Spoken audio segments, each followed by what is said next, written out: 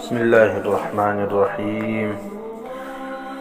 عن أنس رضي الله تعالى عنه قال قال رسول الله صلى الله عليه وسلم تسحروا فإن في السحور بركة. رواه مسلم. حضرت انس رضی اللہ تعالی عنہ فرمائی چې نبی علیہ السلام فرمایل تسحروا تاسو پیشلمی کوي فإن في السحور برکه بشکه په دې سحور کې برکت دی. دا سحور دا دوه رقم ویل کیږي. فی السحور بضم السین ویل کیږي او فی السحور بفتح السین ویل کیږي. اوس فرق څه دی؟ سحور او سحور فرق څه دی؟ نو معنا دا ده چې بضم السین وای بیا معنا د اکل طعام السحر وشنوي باندې چې کوم شی وي هغه شی خوړلو ته څه ویل کیږي؟ سحور ویل کیږي. او که چیرې بفتح السین وای سحور بیا طعام السحر ویل کیږي.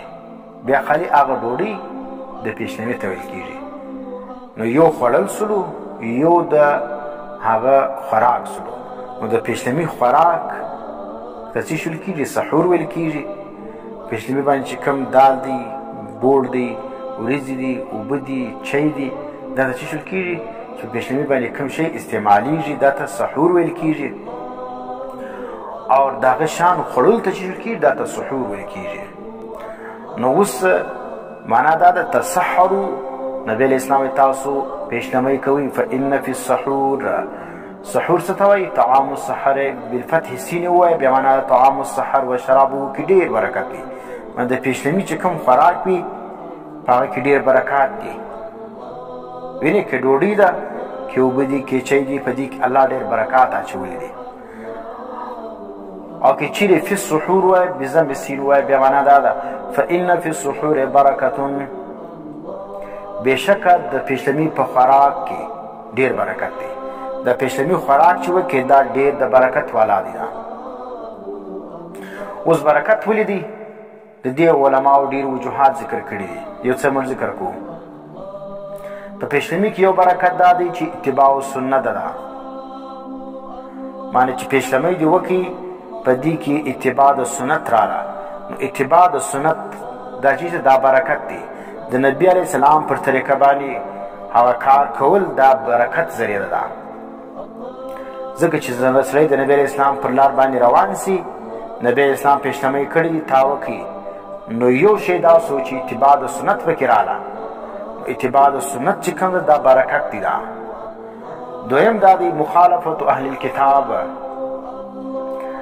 په دې پیشلمي کې برکت دی. څه معنا؟ دا مخالفت د اهل کتابو څه دی. ځکه اهل کتاب چې کوم دی هغه پیشلمي نه کوي، او مسلمانان چې کوم دي یا د نبی علیه السلام امت چې کوم دی هغه پیشلمي کوي. نو ځکه دا کې چې شالی برکت راغلی. نو مخالفت دی د اهل کتابو سره. دا دویم وجه د برکت ده. دریم تقوی علی العبادت ده. چې کوم څوک پیشلمي وکړي د هغه د بدن قوا چې کوم دی دا چې دی د هغه بدن چې کوم دی هغه تازه وي، هغه په طاقت کې وي. بیا ځکه چې بیا کومه ورځ پسې را روانه ده دا ډېره غټه ده. نو پیشلمي چې وسي بیا د انسان د بدن قواوې چې شوي هغه مضبوطه وي. او چې پیشلمي نه سوي نو بیا د انسان بدن له ضعف راځي، کمزوروالی راځي. نو ځکه دا تقوی علی العباده هم ده چې کوم څوک پیشلمي وکړي د ورځې چې کوم عبادات کوي په هغه باندې به دی چې شوي زورور وي. او پیشلمي چې نه کړي نو بیا به بدن کمزوري وي، ضعف به پکې پکې وي. نو بیا به نه د ماپښین لمونځ کوی سي، نه به د مازدیګر دا کوی سي، او نه به تلاوت کوی سي، نه به ذکر کوی سي. ګرده ورځ به وي بیا. نو ځکه دغه پیشلمي چې کوم دی په دې کې برکت یو دا دی چې د انسان په بدن کې طاقت راځي. دا خوراک چې د شپې په اخر کې وکړي نو دا بدن به چې شوي دا به مضبوط سي. بیا چې د ورځې د تلاوت کوي یا عبادت کوي یا نفلونه کوي هغه دپاره به دی چې شوي تازه دم وي. نو د حدیث مطلب چې سلو تسحروا فإن فی السحور برکتون. تاسو پیشلمي کوئ فإن بېشکه فی السحور یا فی السحور د پیشلمي باندې چې کم خوراک استعمالیږي یا کم د څښلو شیان دي چای دي یا اوبه دي په دې کې برکت دی. یا فإن فی السحور بضم سین چې وایي اکل طعام سحر، پیشنمۍ کول، پیشنمي خوراک خوړل، وینې دا په دې کې برکت دی. اوس یو مسله زده کړي دا پیشنمۍ حکم څه دی. پیشنمۍ چې کوم دی دا سنت کار دی. پیشنمۍ کول د ګور بعضې خلک وایي موږ پیشنمۍ نه کوو بس د غیر روژه نیسو. نو د غیر چې کوم د روژه نیول پروا نه لري، لیکن دا د سنت خلاف کار دی. بغیر پیشنمي روژه نیول دا د سنت خلاف دی. ځکه سنت چې کوم دی هغه پیشنمۍ کول دي چې ته هر څو موړې هر څو زورور وي لیکن پیشنمۍ به کوې ځکه دا سنت دی. د نبي موږ ویلو فإن فی السحور برکه، برکت یو وجه علماو دا ذکر کوي چې په دې کې اتباع د سنت راځي. نو چې ته د نبي علیه السلام پر طرز باندې روان سې ستا په ژوند کې به برکات وي. نو دا پیشنمۍ کول دا چې دا سنت کار دی. دا او بل دا یو مسله دا زده کړي چې دا پیشنمۍ د سهار څخه مخکې کیږي. د سهار د اذانو څخه مخکې به پیشنمۍ کوي. چې د سهار اذان وصلو بیا پیشنمۍ چې کوم دی هغه منع دی. بیا خوراک کول چشا کول دا چیز دی دا منع دی.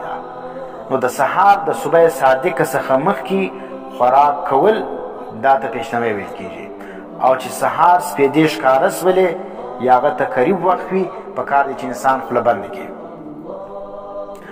او پیشنمۍ څه ټیم کیږي؟ دا د نیمې شپې بعد کیږي.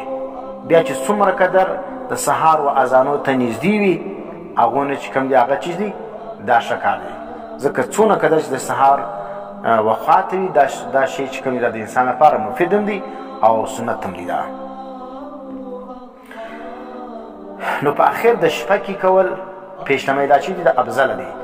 او وروسته تر نیمې شپې کول دا سنت کار دی. نیمه شپه تېره سوې ده 2 بجې کول وینې یا 3 بجې باندې پیشنمۍ کول دا چې دا سنت دی. دا خو بیا چې سهار خواته نږدې سولو چې مثال د اذانو څخه 1 ګنټه مخکې نیمې ګنټه مخکې خوراک کول دا بیا چې د افضله کار دی.